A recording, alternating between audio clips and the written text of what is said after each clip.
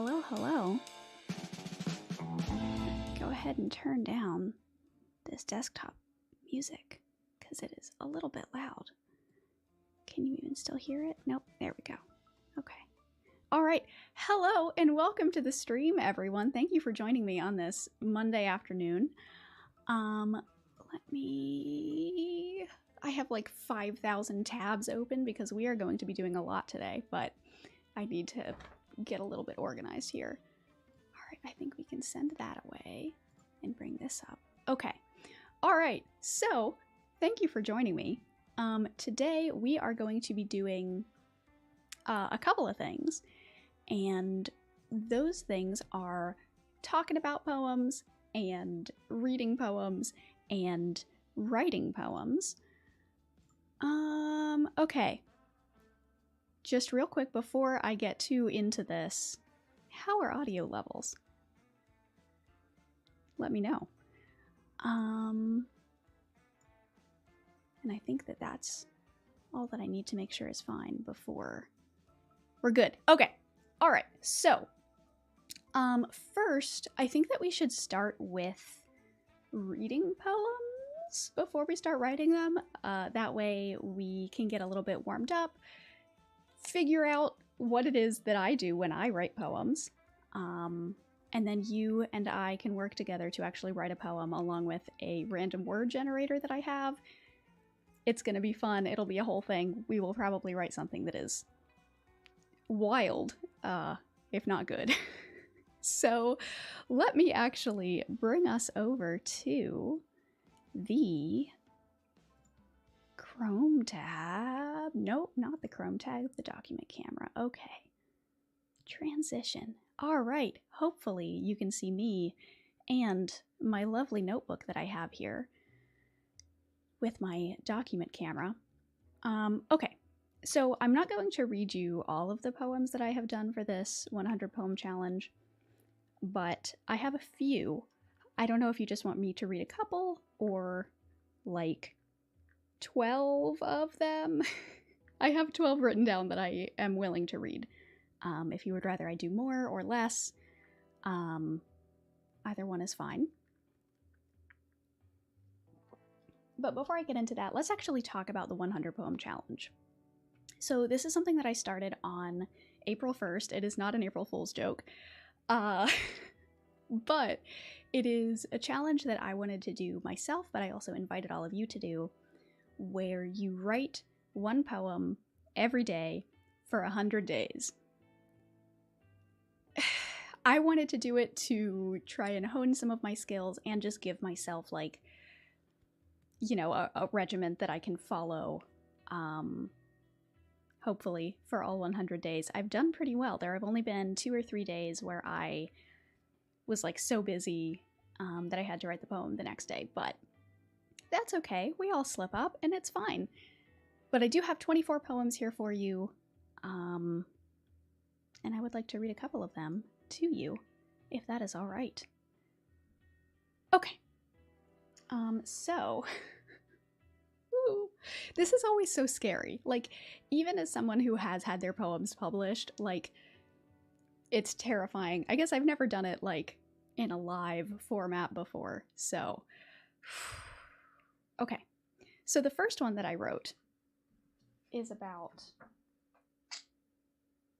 oh wait, what even is it about? Oh, so I decided that what I wanted to write about with this first poem was like childhood memories. Because that's like an easy thing to write about, right? Theoretically. So, here is this.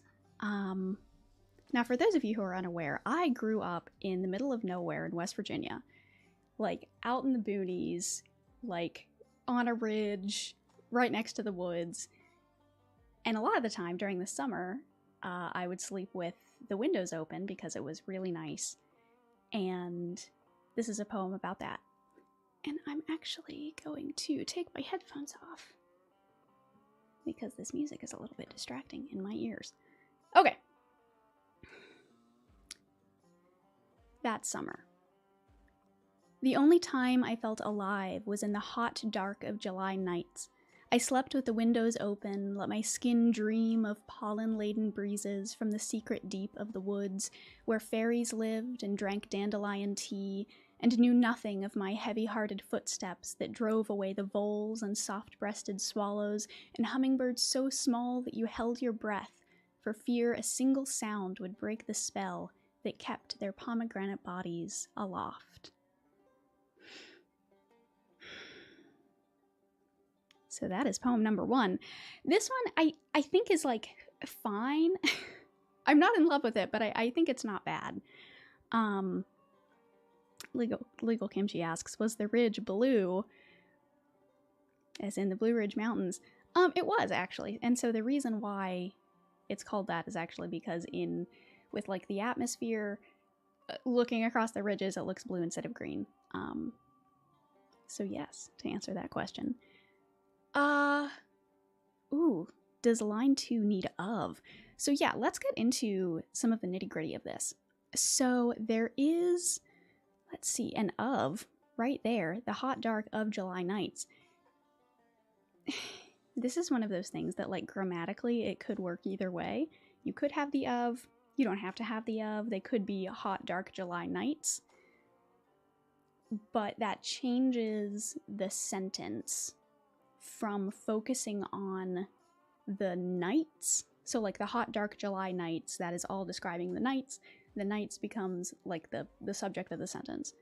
But the way I have it is the hot dark of July nights, and the of July nights is basically like an adjective phrase that it is describing the hot dark. The hot dark is the noun there. Because grammar is fun to talk about with poetry.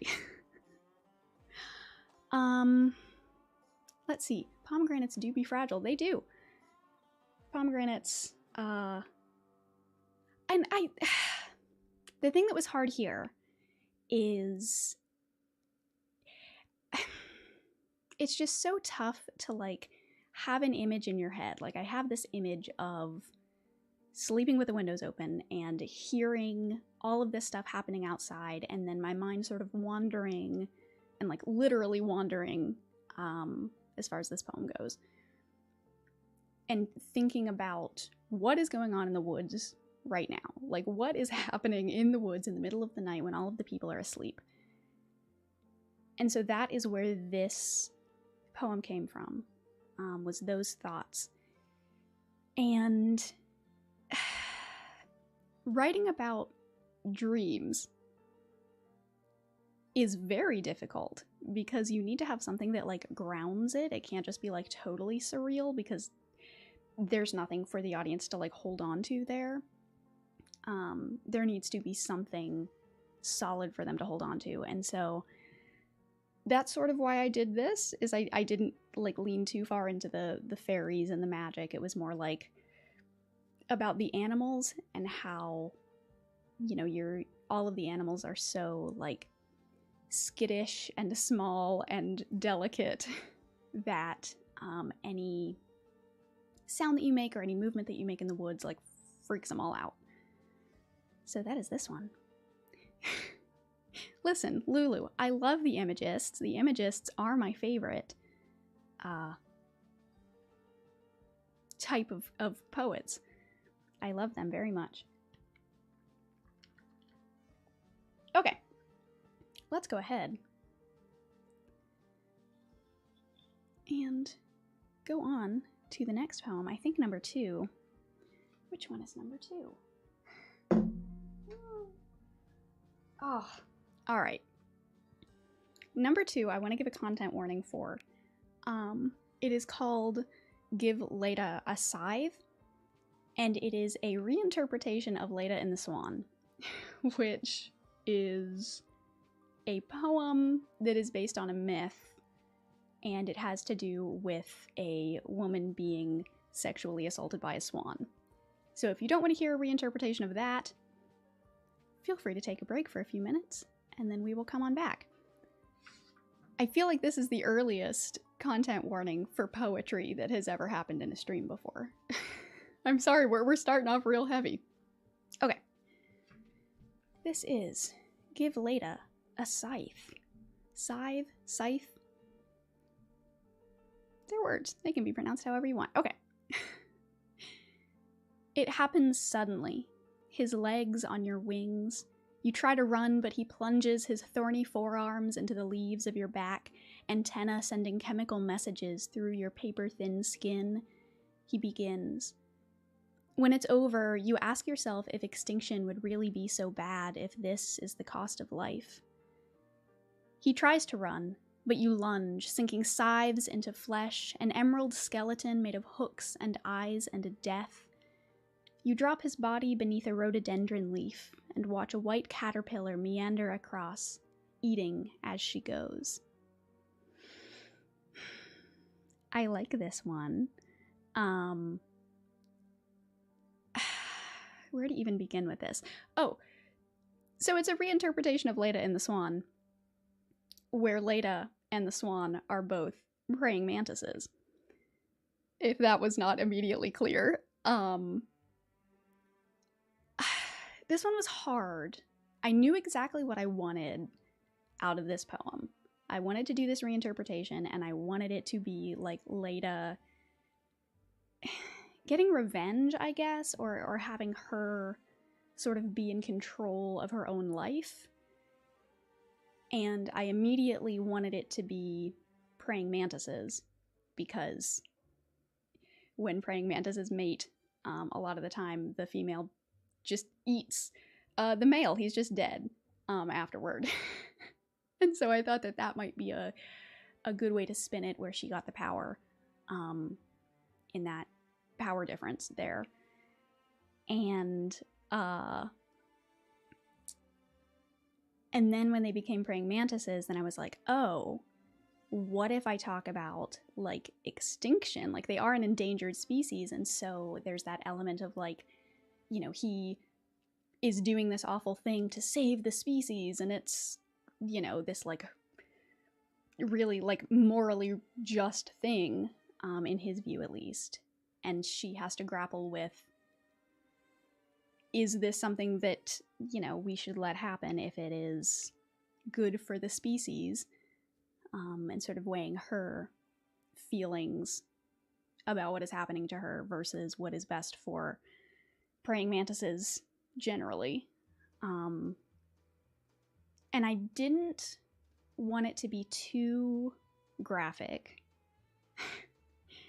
And I didn't want... I wanted it to be like more focused on her actions. And I don't know, I didn't want to focus too much on the wrong things, I guess. And so I'm not sure if I got that balance right with it. And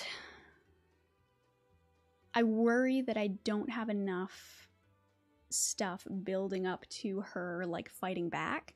It sort of happens kind of suddenly, and I don't know if that's good or not. I don't know. What do you all think? Okie doke.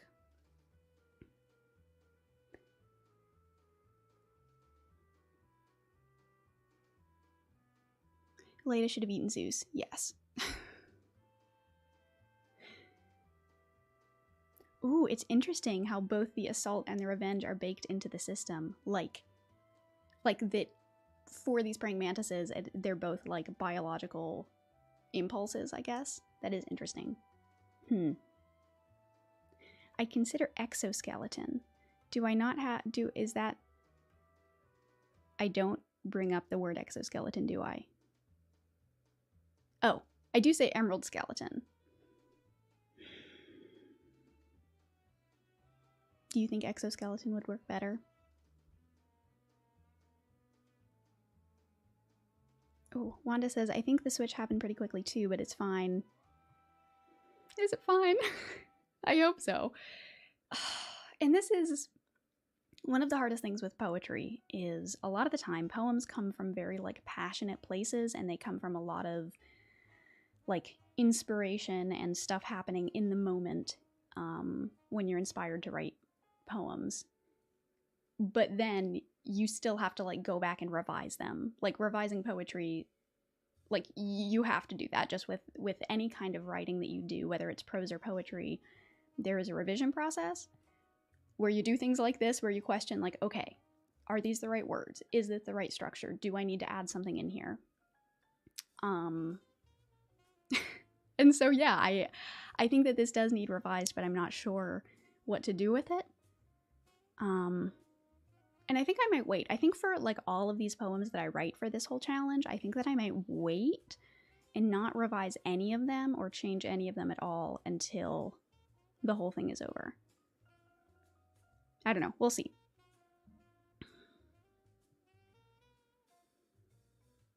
An early Volta works when you don't want to overstay your welcome with a really difficult topic like this one. Yeah, that's...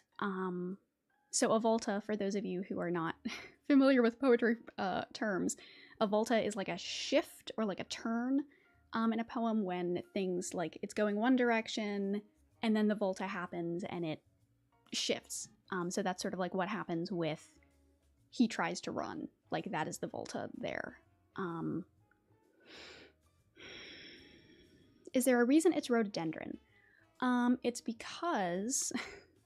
like I said, grew up in West Virginia, and we had praying mantises all the time when I was a kid, and it was like super special when we would find them, and like we weren't allowed to touch them, and you know, my parents were always very clear that like these are special creatures, they are endangered, we need to make sure, you know, like don't play with them, I know they look really neat, but don't touch them. And rhododendrons, we had a rhododendron bush, but also rhododendrons are the state flower for West Virginia. So there's not really like, it's mostly just because like in my own memories of praying mantises, they're associated with rhododendrons. There isn't any like symbolic meaning any deeper than that. But that is something that like I could, I could even like go back through the like primary myth and try and find a plant from there. Or maybe it's better that it's not the same plant, because then it is really like a change of the narrative, which is what I'm going for here.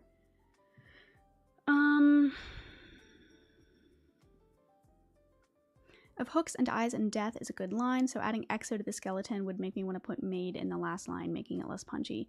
Yeah. Yeah, that would make that and emerald skeleton too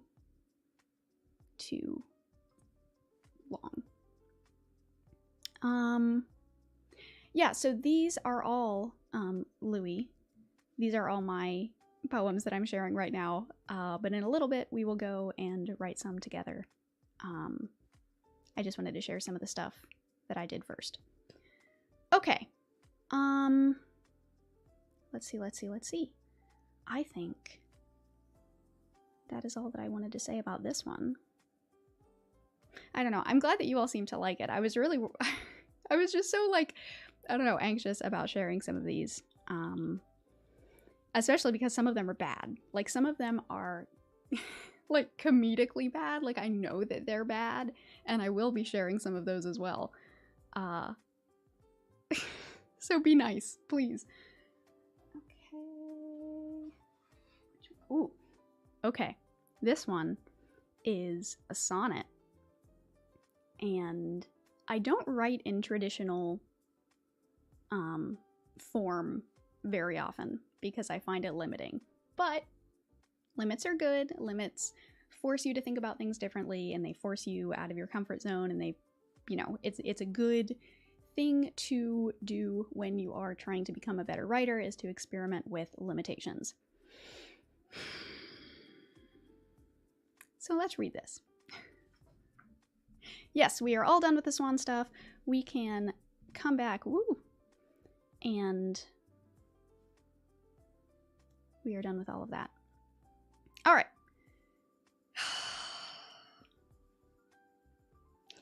The deep. I took another walk to watch the tide. The sand had long since given up its warmth.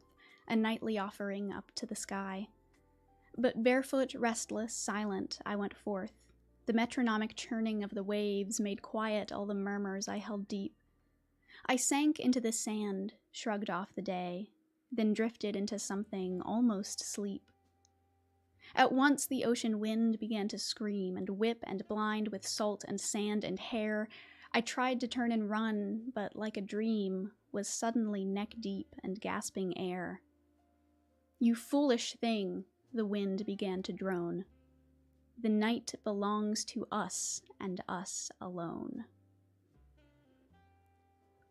In very Zoe B fashion, I turn everything into eldritch abominations and madness and terror, which is what I do. That's sort of my whole vibe. You know, I started the channel with Lovecraft analysis,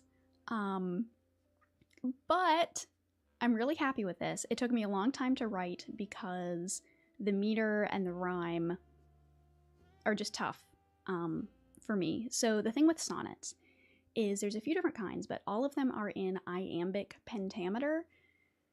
And what that means is that, so iambic, an iamb is a set of syllables, basically, where one syllable is unstressed and then the next syllable is stressed. So like, I took another walk to watch the tide. Unstressed, stressed, unstressed, stressed, etc., etc. And pentameter means that there are 5 iambs, so there are 5 sets of those unstressed and then stressed syllables in each line. And this has an ABAB rhyme scheme, but different sonnets have different rhyme schemes depending on if you're, you know, Italian or Shakespearean, or it's the whole thing. But I'm really happy with how this turned out. It was really difficult, but I don't know. What do you all think?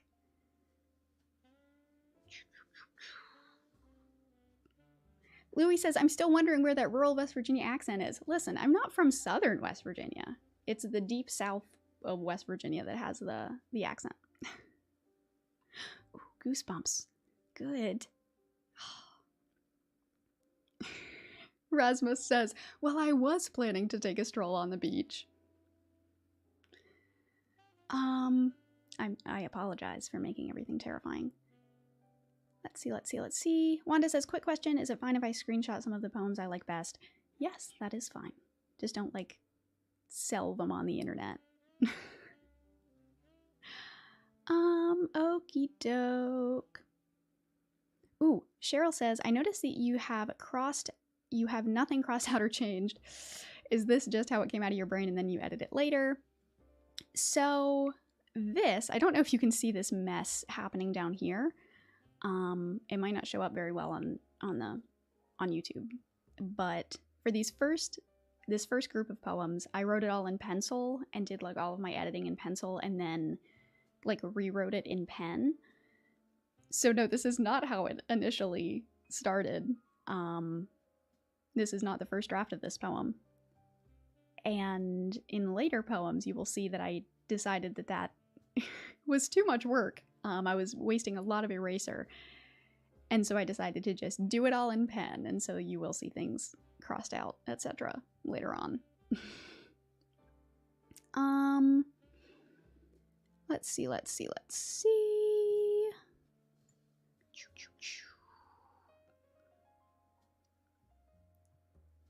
It is very odd to notice how different a sonnet sounds in English and in Spanish. I never even thought about that, but that is interesting. Foolish feels a bit flat for an eldritch horror. Yeah, what would they say to this person other than calling them foolish? Okie doke. So I'm happy with this one. I feel that this one is strong. Oh, La Cafedora says, do you always compose with a hand implement rather than a keyboard? No, I usually write on the computer, but this notebook here actually has exactly 100 pages, maybe like 120 pages. It was the notebook with the page count that was closest to 100 that I could find, because I wanted a physical, like, when I am done with this challenge, I want there to be a physical representation of those 100 days. So all of these I am writing by hand, but usually I write on a computer.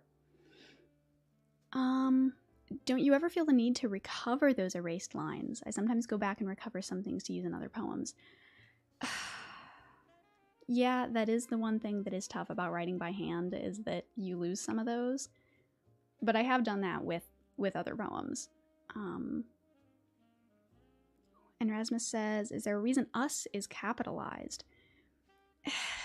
It's because it's some sort of like elemental creature that is sort of like the physical, I was gonna say the physical manifestation of the ocean, but like the ocean is physical. But it's like an anthropomorphization of the ocean and the wind and, you know, these like very elemental powers. And so that is the us. That is why that is capitalized.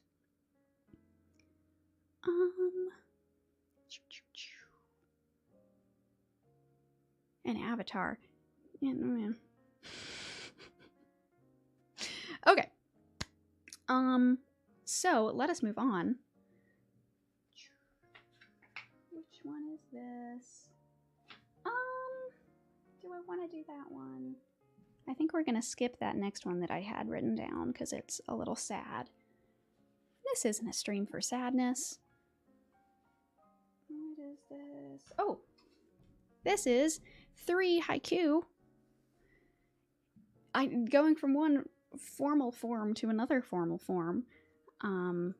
These were also pretty challenging because the thing with haiku, like traditionally, at least my understanding, the way that I've been taught haiku, is that the third line is a like it's kind of like a punchline where the first 2 lines sort of set it up, and then the third one kind of either answers a question or like shifts expectations, you know, flips a situation on its head, etc. So I wanted to really capture that with these, and it's harder than you would think to do in a total of 17 syllables. It's pretty tough. So, all right. From temples of dirt, an ancient processional, the ants march onward. The first toad of spring, as falcons fly overhead, transforms into stone. A storm-shattered oak, now 100 egg-filled nests. The cycle goes on. So I wrote these on April 8th, and that is when it was really beginning to kick up like all of the spring action around here, and so I wanted to capture that. And we have these ants in our yard that are awful and irritating, and I am not a fan of them because they bite. They are bitey ants, which is not great. But they make, because the dirt around here, because I live on the coast, the dirt has a lot of sand in it, and so they make these really,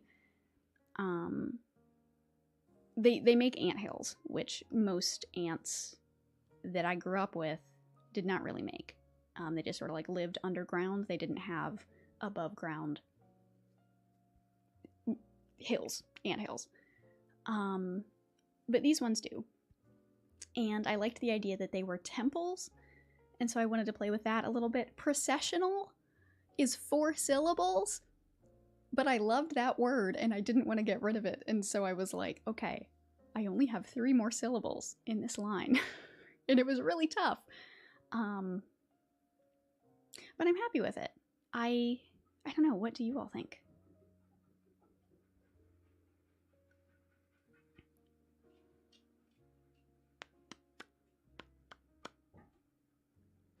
Aaron, they're not fire ants. I don't think that they're fire ants, because I've been bitten by fire ants, like in Florida, and these are not those, though they do hurt.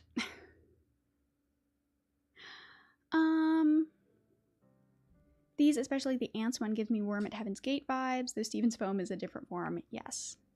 But thank you for the comparison there. Does processional do something that procession does not? Ooh, that's a good question. I think processional, for me at least, invokes like funeral vibes. Or like it is for a specific, like, not event, but like there is a thing happening and that is the processional, or like weddings as well. But procession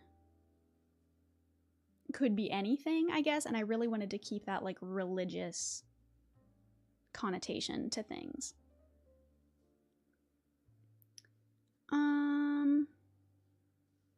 Ooh, I know enough Japanese to have strong opinions on transferring haiku into English and syllable counting. Yeah, that's... It is a... I am doing the very, like, English version of haiku, which is different just innately because of the language differences. I really need to learn the terminology of poets because I haven't a clue what you all are talking about for the most part. I will try to define things as they come up. All right. Let us move on. Let's see.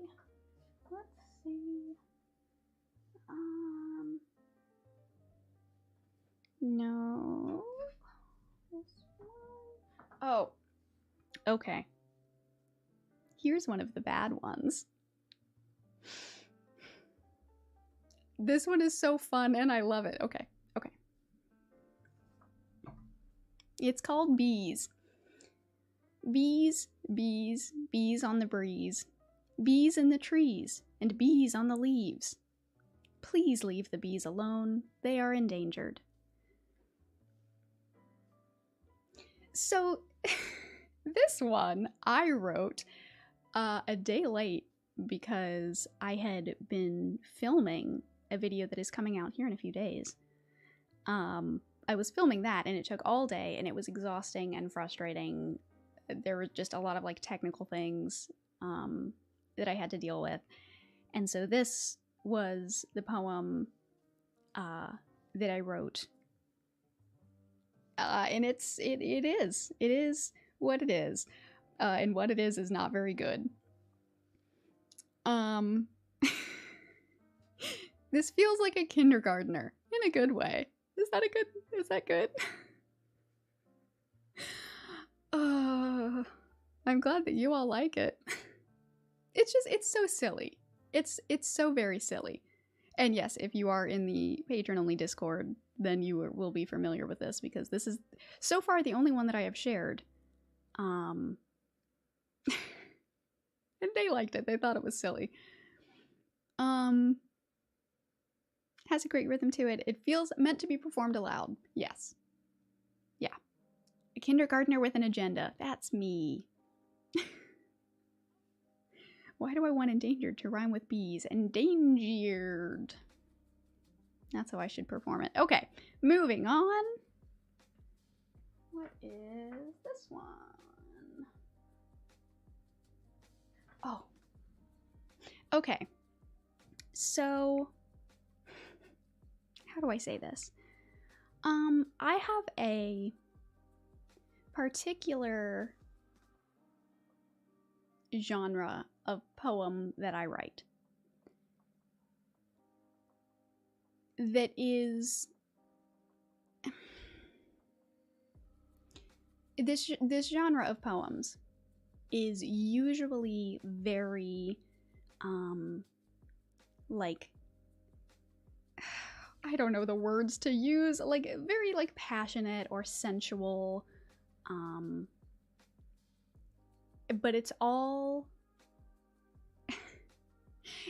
about like women And as a straight person, I feel like this is one of those things where, like, if scholars like 300 years from now were looking back on my poems, they would be like, this woman was not straight. So it's a whole thing. But this next poem that I'm going to be sharing with you is one of those. But I love it so much. I think that this is a really strong one, and I'm very excited to share it with you. Okay. This is Ode to Denise. She was a highway repairman, made of denim and brass tacks, and leather bootstraps that she pulled on each morning. She was an Ace Hardware lesbian who had single-handedly built half the town. Every house from First Street to Poplar had her fingerprints on its doorframe. She was a red-headed tech school dropout and a diner graduate, greasy breakfast aficionado who befriended every lamppost owl and bird feeder squirrel that stumbled into her kingdom of ash and pine. And there's just something about it that is so... I don't know, I feel like this poem is about a lot of women that I knew growing up. I don't know, and I just like it. I like it a lot. And I feel like we don't need to dive too far into it. So we're not going to. Let's move on. Okay. Let's see. 15. I don't even remember writing this one. Like, I remember it because I just read them like an hour ago when I was writing down which ones to read. I don't remember writing this. Okay. It's about cockroaches, and it is called Cockroaches. Cockroaches have gotten the short end of the stick for being fast and ugly and alive when so many are not. They shoot across the room at impossible speeds, protected by their striped shell, propelled by so many legs and antenna-like fingers, feeling and processing and guiding in a heartbeat. Are they genuinely gross? Or are we just jealous?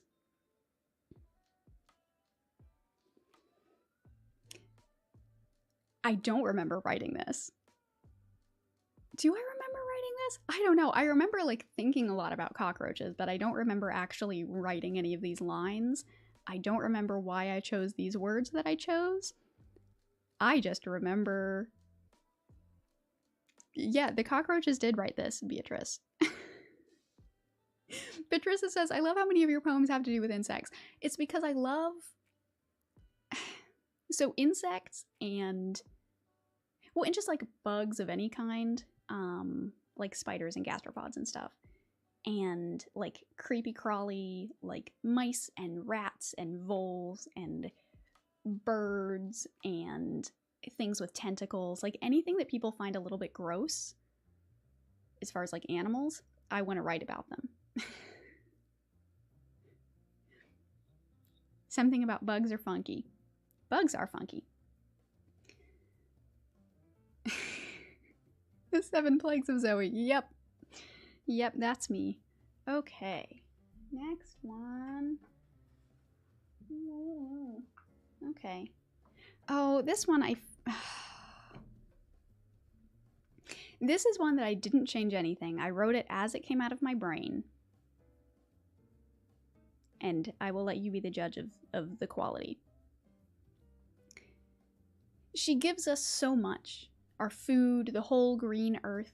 Her warmth is compared to love by all the great poets. And it's only the heat and light of long summer days that fight back my winter blues. Is it a betrayal, then, when she leaves your skin red and dead and cracked and peeling, convinces you it's your fault, you should have known better, protected yourself from her, like all the great herders before her?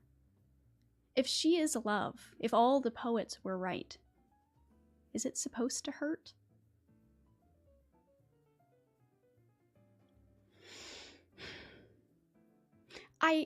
One thing that I like doing, and this is something that I will suggest to all people who want to write poems, is you should either make familiar things strange or strange things familiar. I forget who said that originally, but that is a thing that a lot of artists have said. And I strongly agree. And this is one of those things where I wanted to take this familiar concept of the sun being this like universally good and beloved thing in art and flipping it on its head. Like, what if it's not? What if we saw this and turned it into a negative? And that's what I did with this.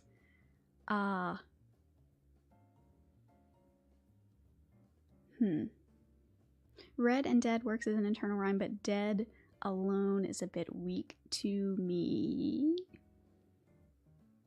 Oh, and dead, I see that line. Listen, I also just wrote this sort of stream of consciousness. M-gang, listen. Yep, I am all about the M-dashes. I don't know why, but this somehow makes me feel really nostalgic. That is interesting. Is that a good thing? I hope that's a good thing. The sun will, in fact, destroy the entire planet someday. Yes. So maybe we should be looking at the sun more critically. I mean, we shouldn't be looking at the sun. Don't look at the sun. We should be approaching... No, we shouldn't be approaching the sun. What is a word I can use? We should consider the sun potentially not a universal positive thing. Should poems rhyme 100% or even 1%? I believe in internal rhymes. I believe in, rhymes of words within lines. I don't really like rhyming lines, but sometimes I do it just for fun. It's about following your heart. No. You have to stop telling people to look into the sun in chat. Okay. All right. Let's move on.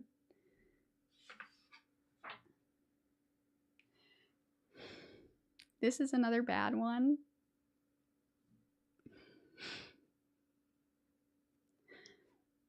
Okay.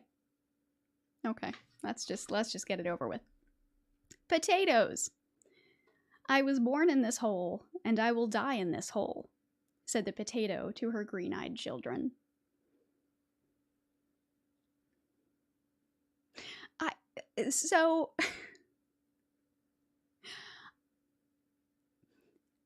don't know how many of you are familiar with Ice Age 2: The Meltdown. The film, the animated film.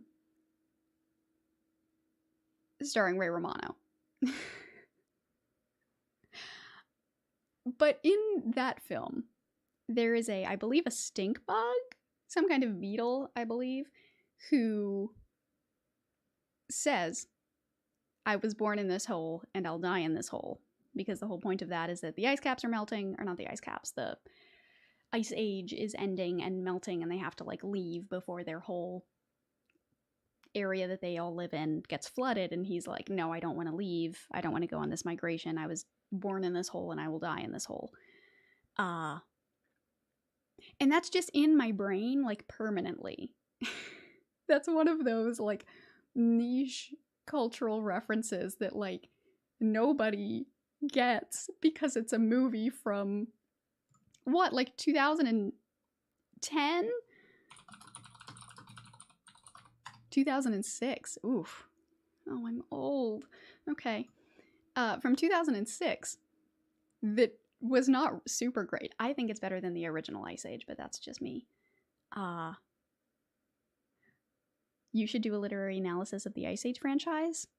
Unironically, I'm gonna write that down. Oh. I love all the bad ones. They have an unashamed cartoon quality that isn't embraced often enough in poetry. Yes, thank you. It's fun to be silly, Your inspirations range from Greek mythology to a 2006 animated sequel. Yeah. Yes. Okay, just a couple more. All right, which one is this?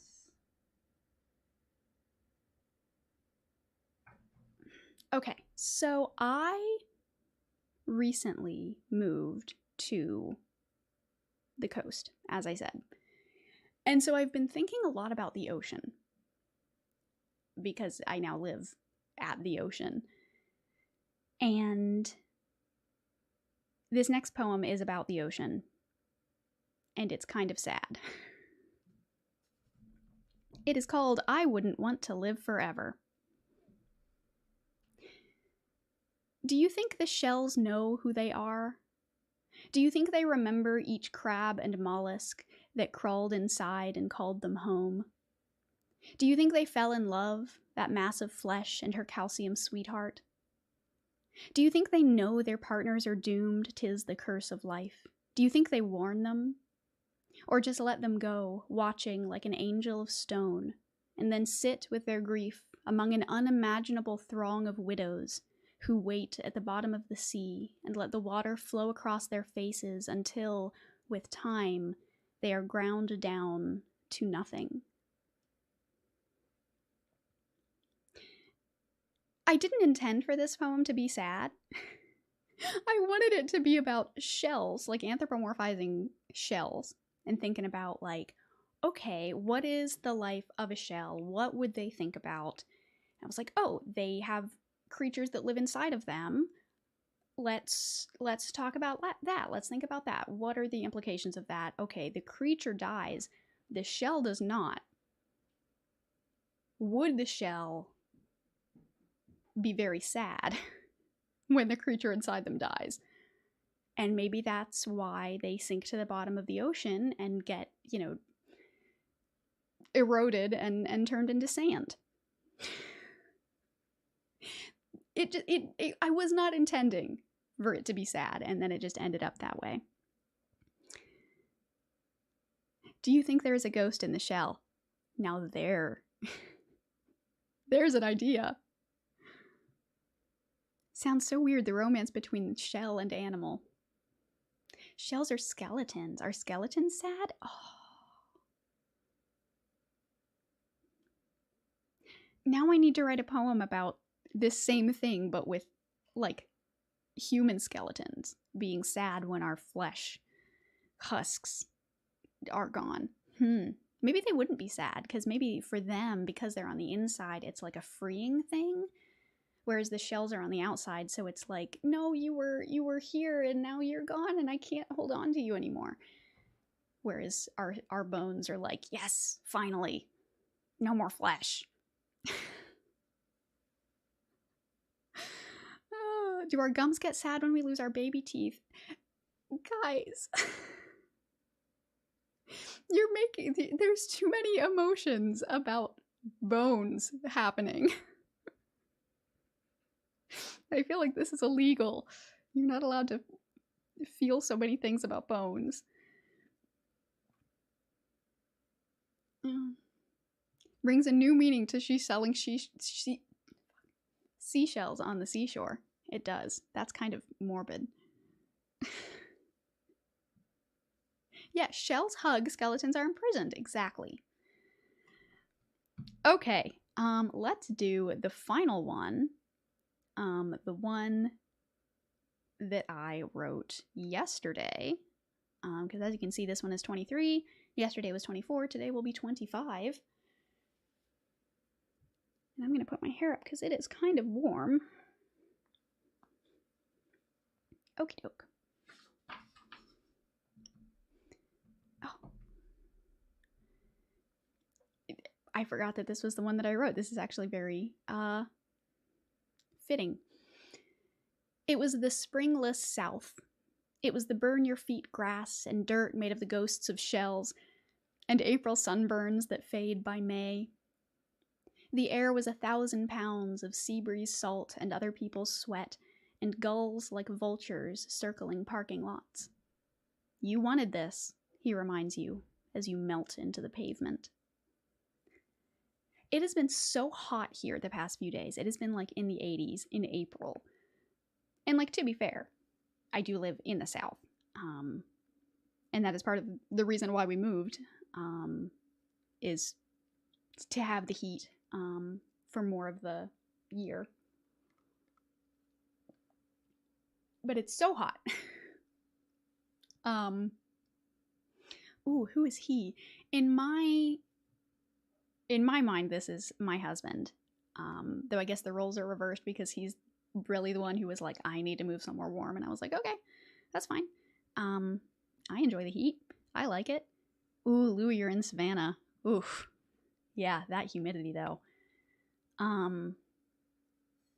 And today, actually, I was outside playing with my dog earlier, and the grass was hot. Like, I have never experienced a hot grass before. Like, the grass has always been cool, even in summer, where I was growing up. But here, it's like, my feet are always hot, and there's nothing I can do. And it's weird. And dirt made of the ghost of shells, because there is sand in the dirt. Talking about ghosts and shells. Can't relate in Canada, and it's gonna snow this week. Oh, if I could send you, it says it's 81 degrees here. If I could send you some of that heat, I would. Imagine sweaty grass. I would prefer not to. Thank you. Today was the first day of the year where it was warm enough for me to wear a t-shirt out. I have been in shorts for like a week. I shouldn't brag about the nice weather though. This was my attempt to just like deal with how hot it was. But I'm pretty happy with it, especially for something that was, again, sort of like some of the other ones that we looked at, written sort of stream of consciousness, where like I thought about the lines before I wrote them, but as you can see, there wasn't any like revision happening. Isn't sweaty grass just grass with dew? Yes. That does make it acceptable to think about. Oh, I love the specificness in April sunburns that fade by May. I was actually worried about that line because, like, I wasn't sure what it implied about the heat. Like, does that imply that the sun will be gone by May because it will fade and not, just keep like growing and growing and enhancing and getting deeper or whatever. But I'm glad that you like it.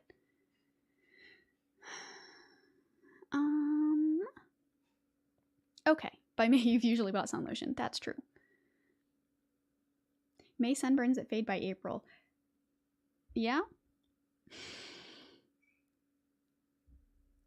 Oh, okay. We're talking too much about sweat now. I'm uncomfortable. So, those are the poems that I have written.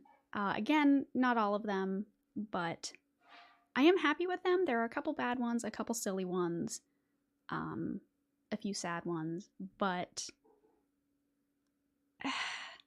I don't know. Like, they're simultaneously both like better and worse than I was thinking that they would be when I started this.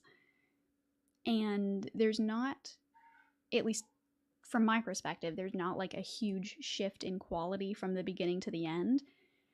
And I'm hoping that maybe as we get further into this challenge, there will be more of a shift. I don't think that like writing poems for 100 days is going to make me like world's best poet or anything, but I will be interested to look back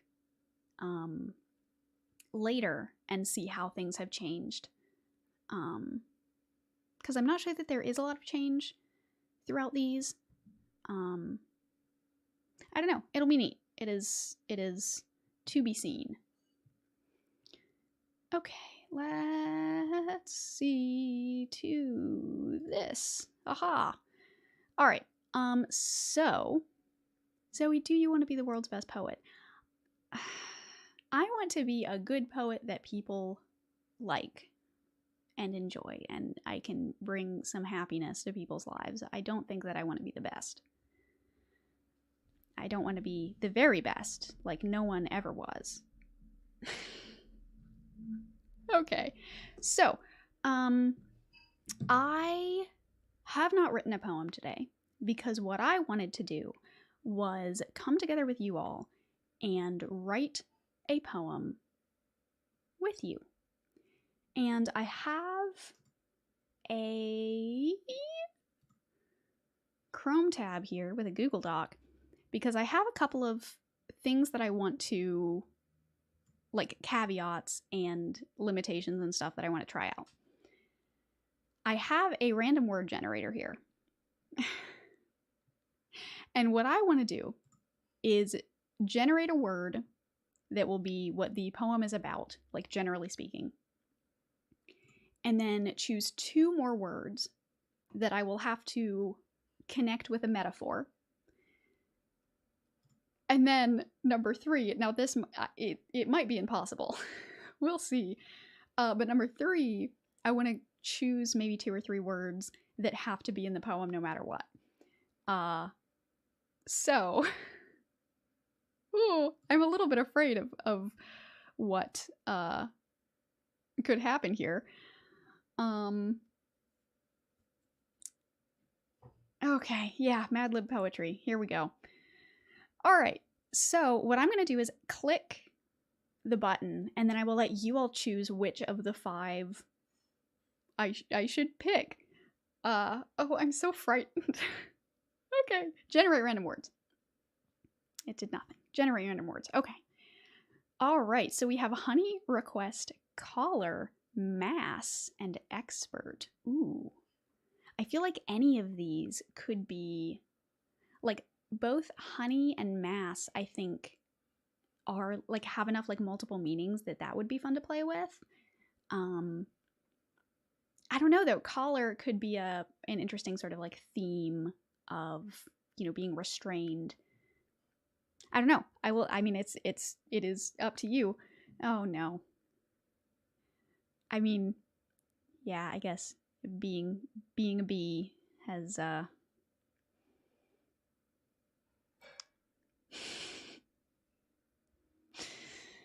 ooh, mass and honey. Those seem to be the top contenders. Let's see, 1, 2, 3, 4, 5, 6, 7, 8, 9, 10. On Twitch, you can make a poll. Yeah. It's...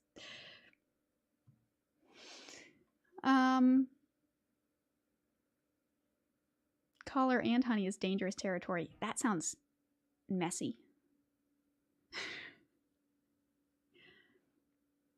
All right, looks like honey. We are writing a poem about honey.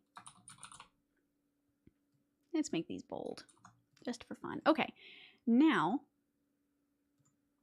let us choose one of these words that will be part of our metaphor.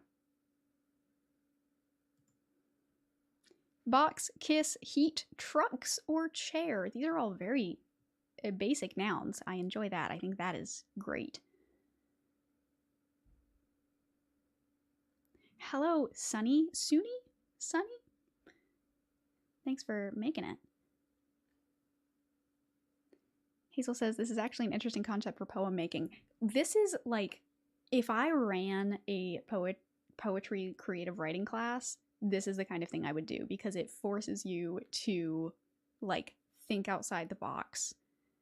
And, like, it might not make the best poem, and it might be incredibly challenging, but, okay, trucks, box, kiss, truck, box, chair, kiss, box, heat, truck. Looks like trucks. Looks like trucks to me. Yes, okay. So one of our words will be trucks.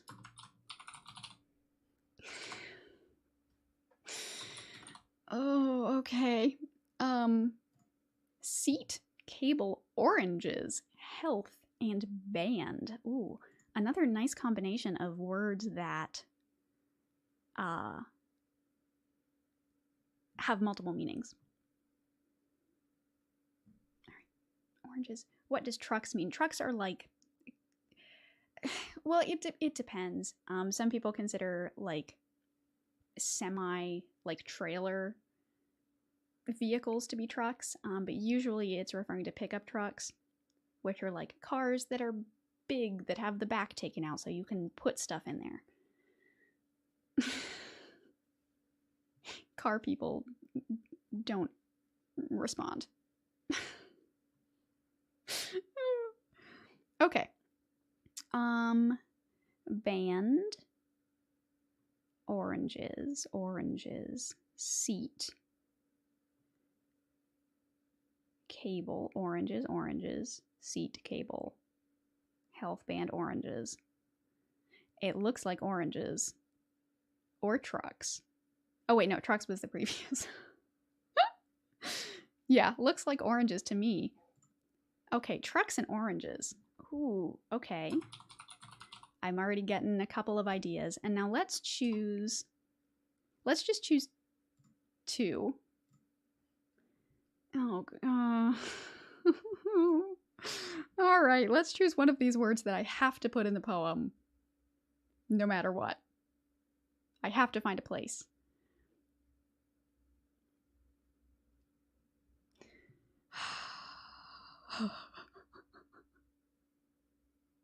Pollution, memory foul, pollution, memory foul, potato foul, pollution, potato, potato, pollution. Oh no, this one is hard because it's not an overwhelming winner.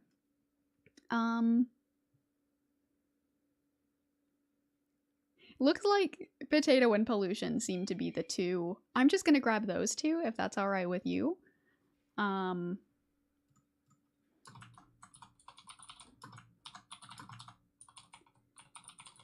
Okay, must include the words potato and pollution. Wonderful. Okay, so this is gonna be so hard. Why did I do this? This was such a bad idea. Okay. So let us think. All right, let's think of this metaphor first, because I think relating all of this to honey will be I think, the final step. I think that this metaphor needs to be solid. Let's...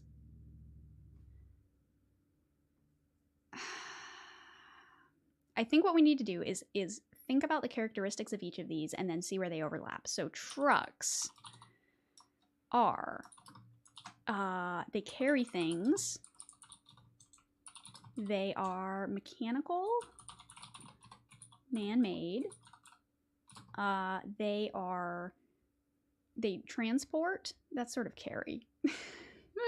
They move. They are... Oh no. Oh gosh.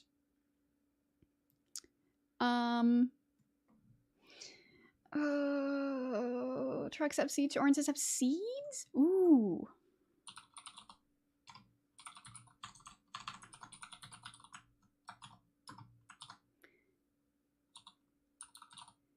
That's good. They expel pollution. There it is. There's our pollution. Okay. Y'all are on top of this. Okay. Loud. That's good. Loud and scary.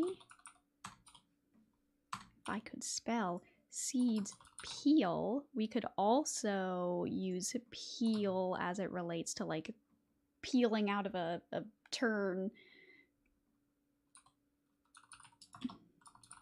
Like peel the verb.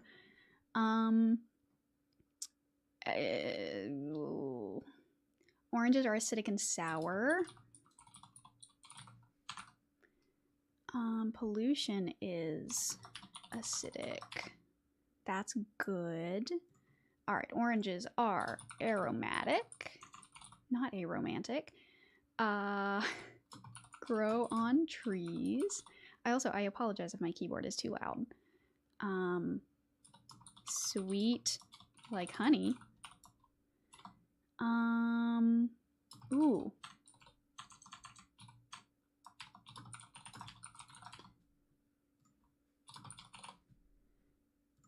They both roll. That is good.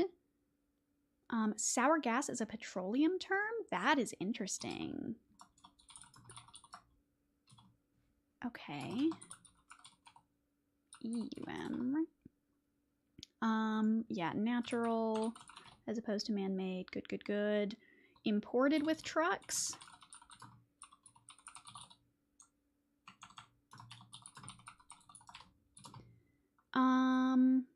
oranges are orange. That is good. That is good. Trucks and oranges are similar in that the important stuff is on the inside. Carries flesh. What do you call the it is the like flesh of the fruit, right? Let's see. Bright colored, which trucks can also be.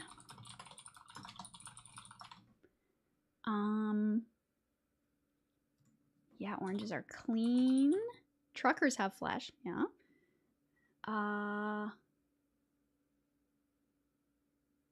Okay. Strengthens men, the other is man-powered. Okay, so like powers humans, and trucks are powered by humans. That's good. God, are we peeling truckers? No. Ooh, orange honey from orange blossoms. That's good.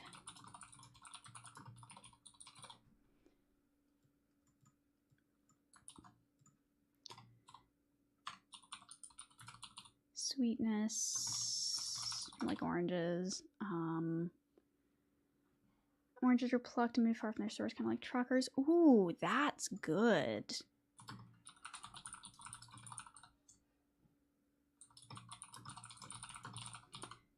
And oranges are also moved from their source. That is good.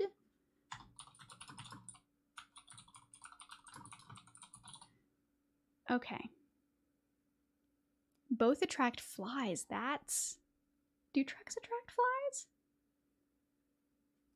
flies? Or honeys attract, yeah, that's, yeah. Okay, disconnected from the family tree. That's also interesting. Bees pollinate orange. Okay, okay. I think we're good. I think we have something here. Honey is also removed from its source. Okay. Yeah, we don't quite have the potato stuff yet. We'll get that in there. We'll figure this out. Okay.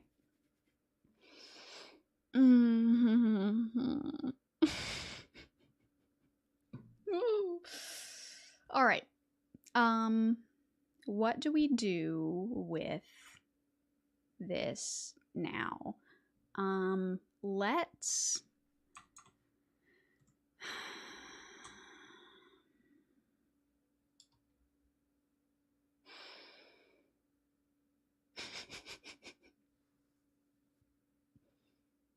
Are you going to do 100 of these? Not these. Oh no, that would be too much. But 100 poems, yes. Okay. What do I do with this information that is now in my brain? I think we can say oranges are like trucks because they carry valuable resources. Trucks are like oranges because they are both transplants. Maybe like truckers are like oranges because they're both transplants.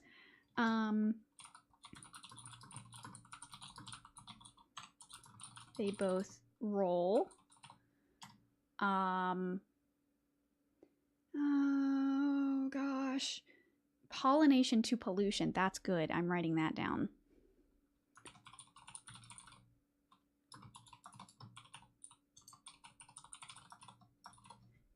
We'll figure out what to do with that. Okay. It genuinely is this chaotic when I'm doing it myself.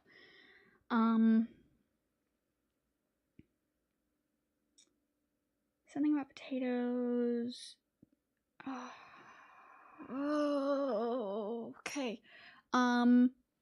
Let's keep going with this metaphor building. You did not ruin my poem. The poem doesn't even exist yet. You all are helping me make this Truckers are like insects infesting oranges.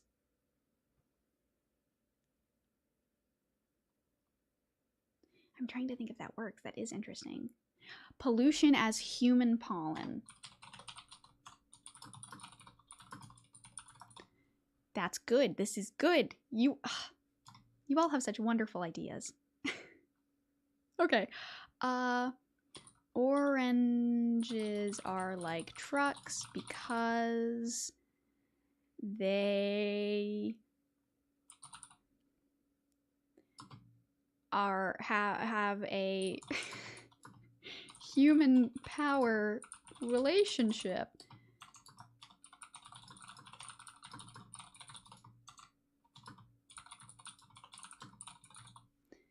Trucks are powered by humans. Oranges power humans. Okay, now let's do some dissimilarities.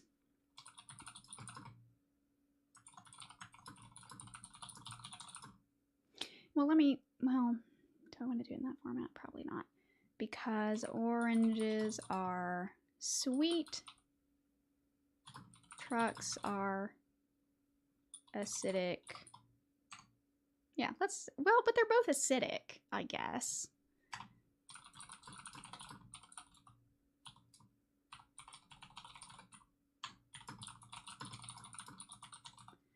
Yeah, oranges are clean. Trucks pollute. Oranges are not like trucks because oranges are natural. Trucks are man-made. Do we have an alternate term other than man-made? I guess synthetic is the like not man-focused word for that.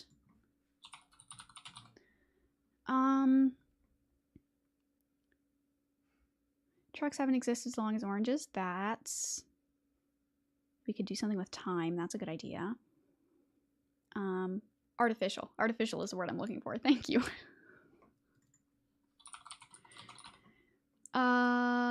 Trucks are tools. Oranges are food. Is there... I'll hold on to that relationship.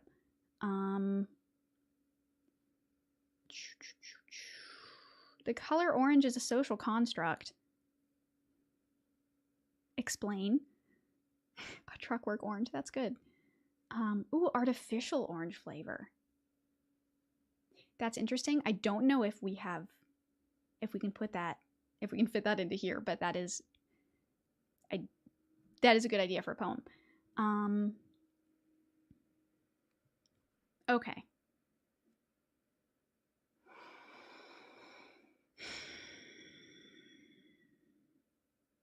All right. What do I do with this?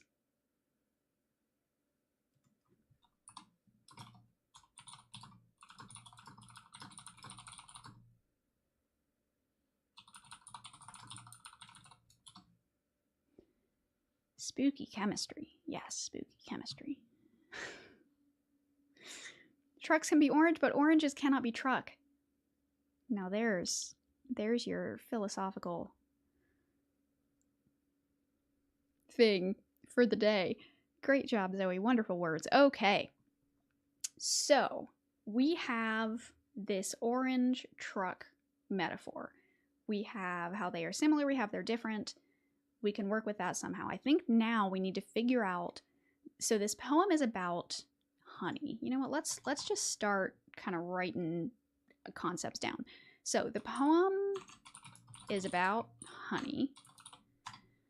Let's think about honey. So honey can be made from orange blossom pollen. The color orange didn't exist until orange, the fruit, arrived in Europe. Is that true? That is interesting. Isn't honey a Chrome extension? We could turn this into about Honey the app. Trucks transport oranges as well as potatoes. That is... So I think what we're going to do with potato...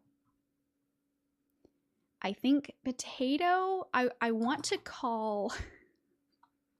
I want to refer to oranges as something... I want to refer to oranges as potatoes. Like some sort of like poetic, like, you know, juice-bearing tree potato or something like that. Probably better sounding, but I think that's what I want to do with potatoes. I don't know. Well, let me know what you think about that. Okay, and pollution, we're gonna connect this to pollen using this stuff that we have generated here. Okay, so honey can be made from orange blossom pollen. So if we're talking about,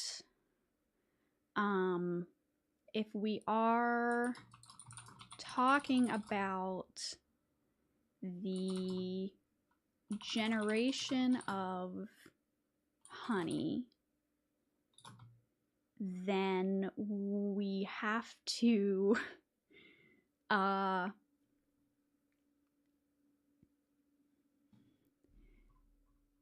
have to talk about trucks. Oh no. Okay. So if we're talking about the generation of honey, like creating honey, we can go through the life cycle of honey. Is it called a life cycle? I mean, it's not alive.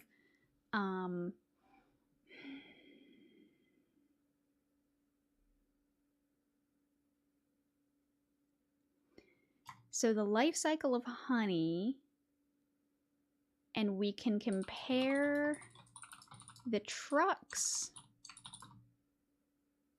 to bees. One spreads pollination, the other spreads pollution. Human pollen is pollution.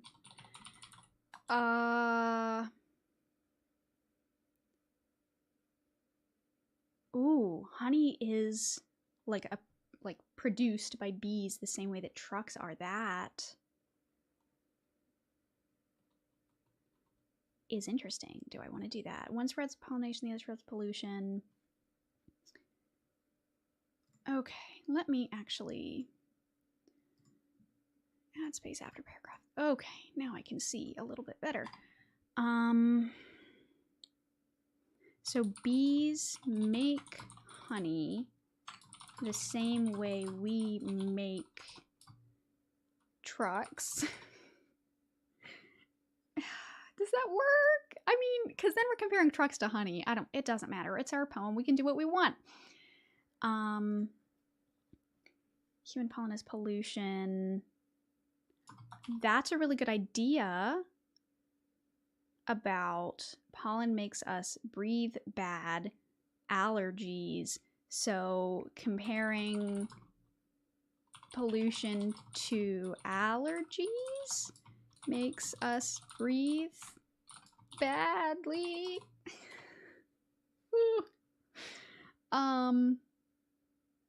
Yeah, pollen is an unintended, or honey is an unintended. I honestly don't know that much about how bees work. Okay. Yeah, pollen. I think the comparison between pollen and pollution, I think, is really key here. Pollen helps with reproduction between plants. Bees help carry to the... So bees are like trucks.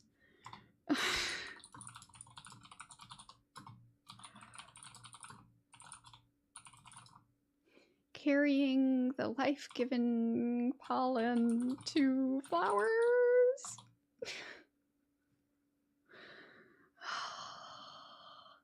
I know I'm Zoe B and I don't know enough about bees. Listen, I am filled with shame.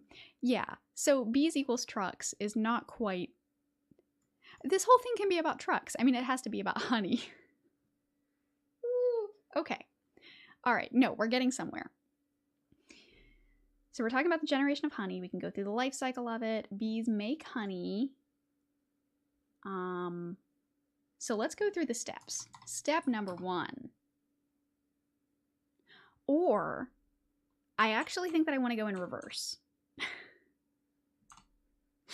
This is so chaotic. I'm so sorry. I think that I want to go in reverse. I want to go from like honey on the shelf, honey being transported, honey being produced, oh no. What comes before that? I guess the honey being produced, like bottled by people. Honey being produced by bees. Bees pollinating. But to pollinate, there have to be orange blossoms.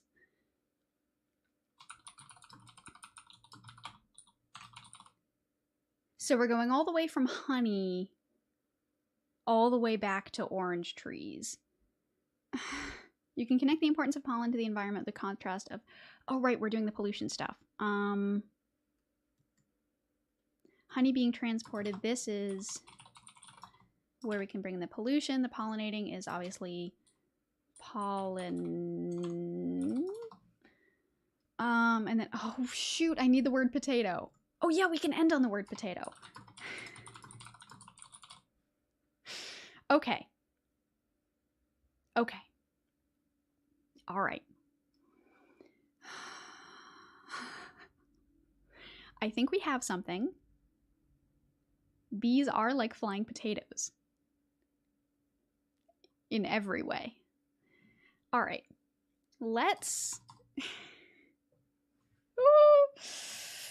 All right. Now is the terrifying part, because you can have something like in theory, in concept. Bees sometimes do come out of the ground. Ground bees are a pain. We could maybe connect it to your... Oh, I forgot that I wrote that other potato poem.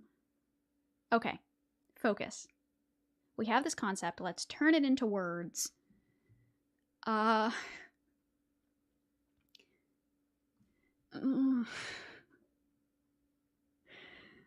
Dirty trucks are like potatoes. Everything is like potatoes. Okay, so honey on the shelf. How do we describe this? Gold is calling it like golden, like liquid gold. I feel like that's overdone. So I don't want to do that. Oh, no, I can refer to honey as a construction. So a product on the shelf. It's inside of a bear. Because I don't know if other countries do this, but in the US, a lot of our honey bottles are shaped like bears. The golden syrup in bear bellies.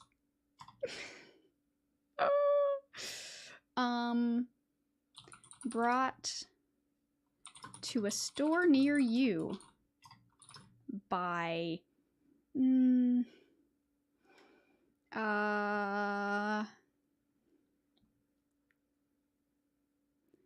the dirty pollen, not diary, dirty pollen.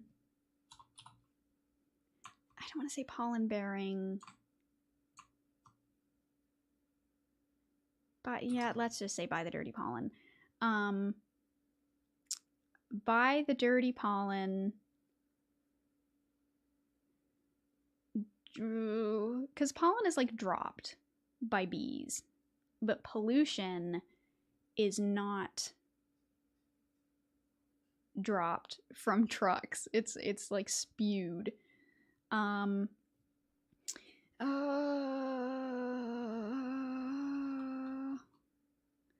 Dirty pollen. Yeah, let's go bear. Those of you who are making the bear pun, I'm here for it. Dirty pollen bearing potatoes with wheels.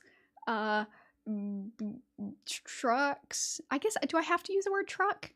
I don't have to use the word truck. I just have to compare trucks to oranges. Dirty pollen. Oh, but I'm comparing them to bees. Dirty pollen bearing trucks. Those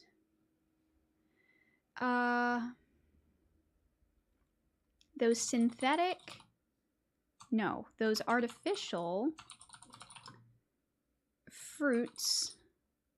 What are the sacks, the citrus sacks in citrus fruits? The little, you know, the little citrus sacks, those things.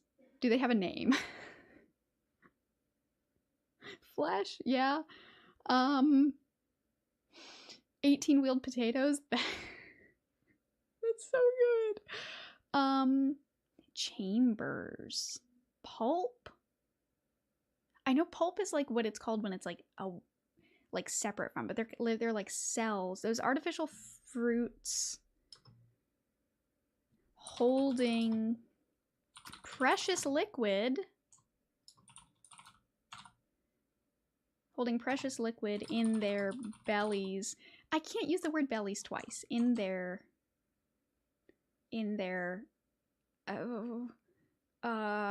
flesh bags. Juice vesicles. That's good. In their air bags. Tummy.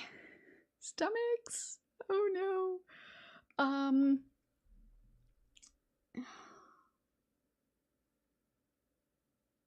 I guess I don't have to say. Like, they're holding precious liquid. That like fruits, they're holding precious liquid. So we have that. We have the truck compared to oranges. Like the oranges from whose trees the bees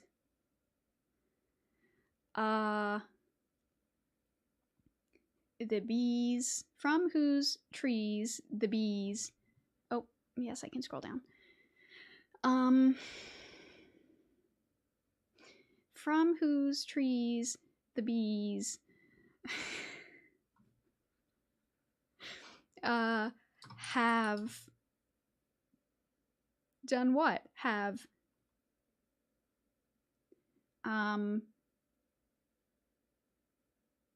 yeah, they spread their precious pollution? No, I've already used precious. Nope.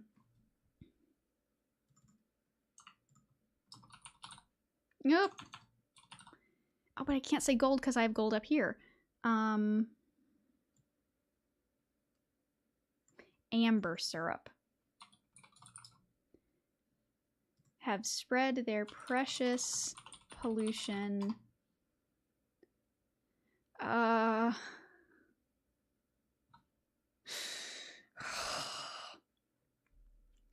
Okay. No, I don't want to say precious pollution. Precious dust. That makes it sound like I'm talking about drugs. Precious dust. That natural pollution of the earth. I don't know. I feel like anything with dust, I feel like it suddenly becomes, yeah.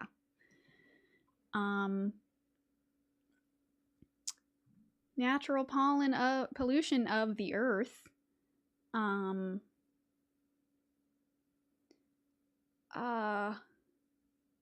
Okay. A product on the shelf. Amber syrup and bare bellies brought to a store near you by the dirty pollen-bearing trucks. By dirty pollen-bearing trucks. Artificial fruits holding liquid... Yeah, I don't need all of these pronouns. Artificial fruits holding liquid gold, like the oranges from whose trees the bees have spread their precious dust. That natural pollution of the earth. That... Do bees, like, pollinate potatoes? Because potatoes are roots. And I grew potatoes, or like my family grew potatoes in our farm that we had when I was a kid. I think there are like little bits up top, like above the ground, but most of it happens underneath. So do bees actually, like, does pollination actually affect potatoes? Yes, potato flowers. Okay. That natural pollution of the earth.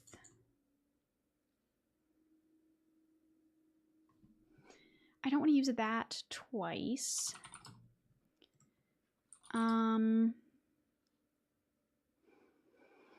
Okay, that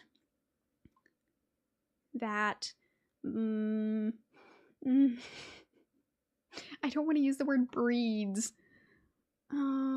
That does what? That that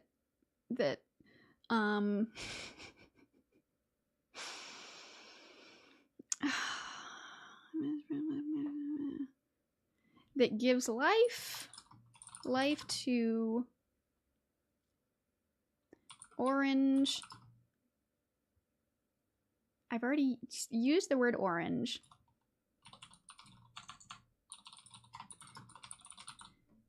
Okay, is this it?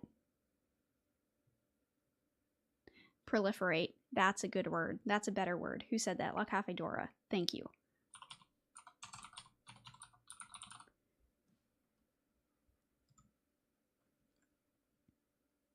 God, vesicle is a good word. Okay. Have we done all the things? It's about honey. We have trucks being compared to oranges. We have to have potatoes.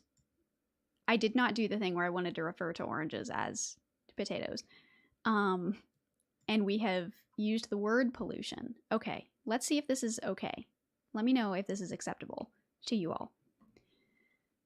A product on the shelf. Amber syrup in bare bellies, brought to a store near you by dirty pollen-bearing trucks. Artificial fruits holding liquid gold, like the oranges from whose trees the bees have spread their precious dust. Their natural pollution of the earth that proliferates orange blossoms and potatoes. Did we do it? To echo Foxtail in chat? Kill and... Okay. No, because I don't like ending a line with and. It has. I only do that on very particular. Do trucks really bear pollen? They bear pollution, and we're doing the thing where we're playing with comparing pollen and pollution. That's why it's dirty pollen. So really, honestly, that should have by trucks bearing their dirty pollen, like artificial fruits holding liquid gold. No, I can't do like. Yeah, that's fine. Potatoes feel so out of place. Yeah.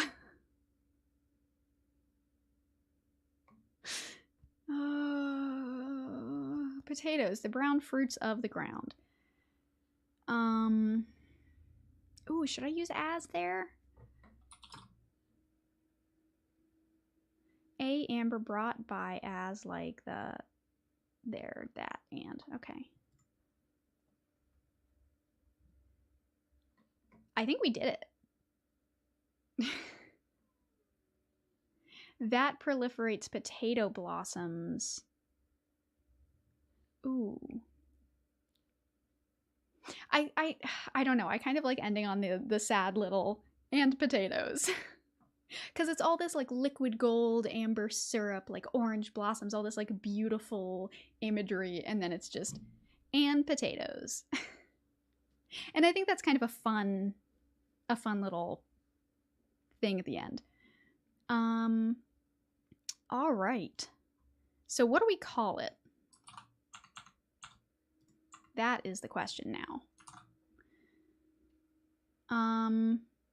Potatoes don't need anything. They're like the cockroaches of vegetables. Yeah. Honestly, I love potatoes so very much. Potatoes are very important to me. 2 trucks. Potato and honey. Chat's poem. Liquid orange. Ooh. Orange juice? No, because it's not orange juice. It's honey.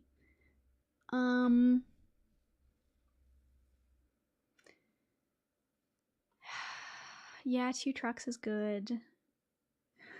Potatoes are tasty like cockroaches. Are we calling it 2 trucks? I think we're calling it 2 trucks. I think that's what we have decided.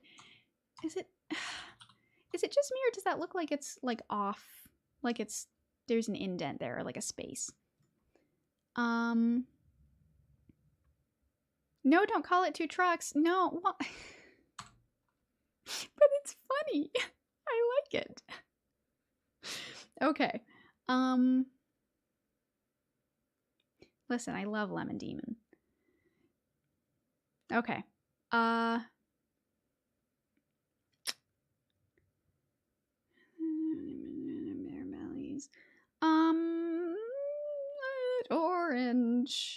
Orange bee potato.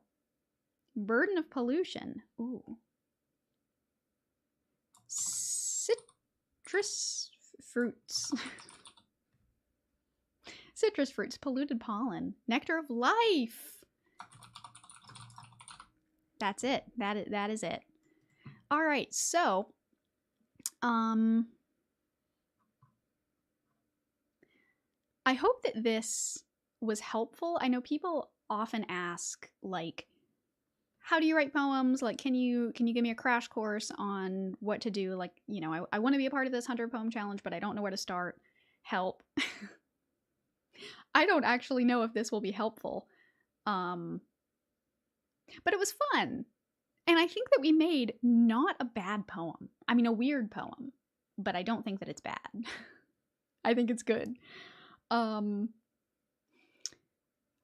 But yeah, I mean, this is something that you can do. Like, random word generators, I think, are awesome for, like, if you want to stretch your metaphor writing muscles. Random word generators where you, like, find 2 things and have to figure out how to make a metaphor out of them is great. And I mean, my view of poetry is that it's all about metaphors. It's about metaphors and concrete images and sounding nice. Those are like the top 3. And depending on the style of poem determines what order those 3 are in. But those are like my 3 things that I try to do with poems. And so using a random word generator can really help with forcing yourself to think about things. Yeah, throw words together until it sounds good. But yeah, this was fun. This was fun. This was chaos. But it's good. Let's see. Okay, how long do you usually need to write a poem for the challenge? That depends. Some of the poems that I read earlier took me a few minutes. Some of them took me like an hour. But usually the ones that took me longer were ones that had to follow a specific form, which I'm not very good at. Oh, thank you, Jonathan Broth?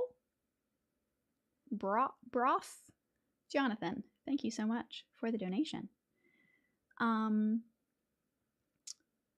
I forget which thing I was. Oh, how long do I need? So it really depends on how familiar you are with the form that you're writing in, etc. Zoe, have you ever written a book? I have written Minecraft children's books. If you want to learn more about that, watch the previous video. Oh, bro. Like, bro. Oh, that's nice. When are you doing the dramatic reading of the Minecraft books? That is actually on my slate for tomorrow, to film that and get that up for patrons sometime this week. Charlie the editor is currently in hardcore editing mode right now for a video that's coming out later this week, end of the week, I believe. It's gonna be big. It's the video coming out as a whole thing.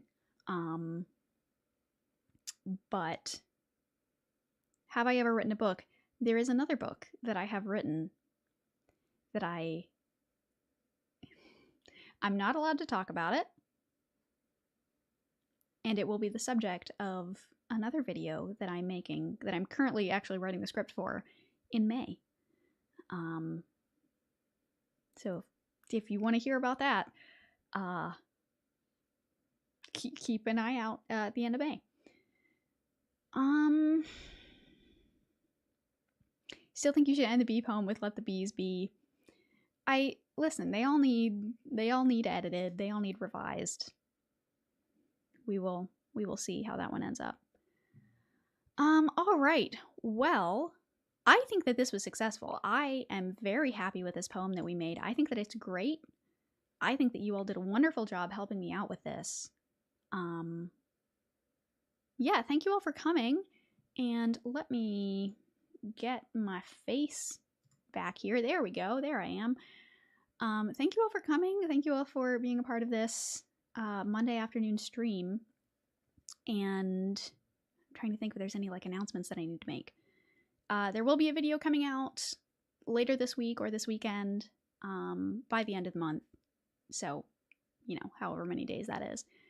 And on Friday, I am doing my D&D stream over on twitch.tv/jcorntv. Yes, twitch.tv/jcorntv.